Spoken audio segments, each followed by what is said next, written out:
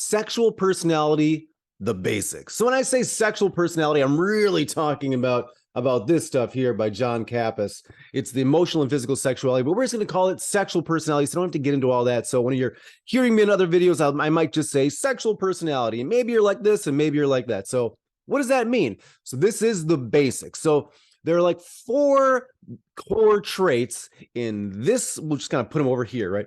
This personality and that personality, and kind of see where you tend to lie. The first is the relationship with your secondary caretaker. Now, usually the secondary caretaker is the father and the primary is the mother. For you, it might be different, but that's generally, think of it that way, typically. But you look at your connection to the secondary caretaker.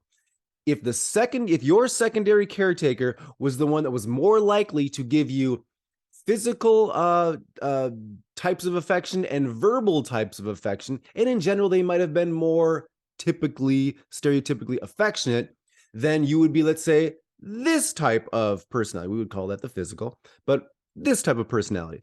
And if you were, if that secondary caretaker was less likely to give you more of the physical or verbal types of affection, and maybe they're more like the acts of service or quality time type of person, then you're this type. We would call that the emotional. So you have the 2 different types here, okay?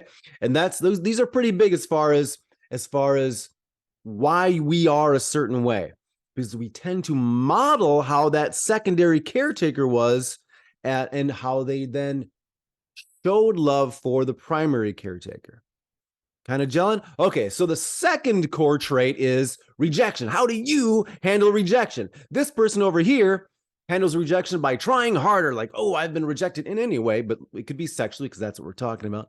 They try harder. They initiate sex more. They bring up jokes about it. They reference it a lot. They put a pressure on their partner.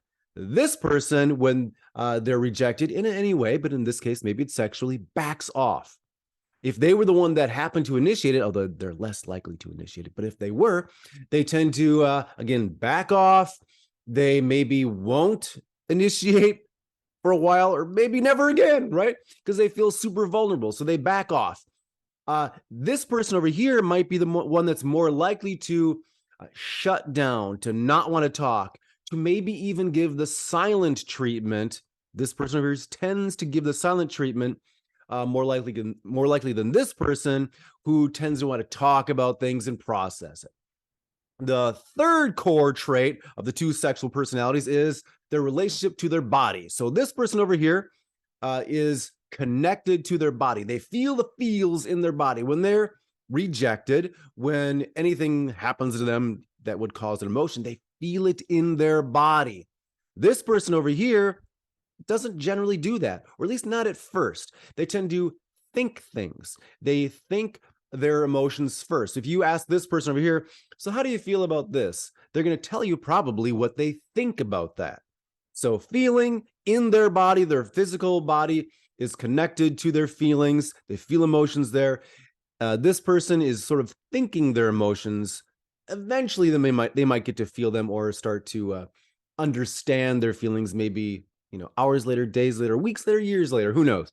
And then lastly, the 4th quality is dating. This person dates this person and this person dates that person. So that's kind of how you know. It's like, who do you usually date? Do you usually date this type or you usually date this type? Because you're probably the opposite. And not just the opposite, but you're probably, if you're thinking of this on a continuum, and we should, you're probably dating your opposite as far as how far they are on the continuum. So if you're really high, like this side, then you're probably dating someone who's really high in this side. And in general, what I tend to help people do in when we're working together in hypnotherapy is getting everybody a little bit closer to the middle, because then they have more qualities of the opposite personality, and it just allows us to understand our partner better, which is the whole thing, the whole reason to understand this. So it normalizes your partner so they're not crazy, whatever side they're on. And it normalizes yourself. If you thought, oh, I feel whatever for being this way. It's logical, but it's also some practical things we can use to kind of bring out the best qualities in our partner, and then therefore our relationship. So if you have any questions, leave them below. Otherwise, DM me if you want any personal help from me, and I will see you on the next video.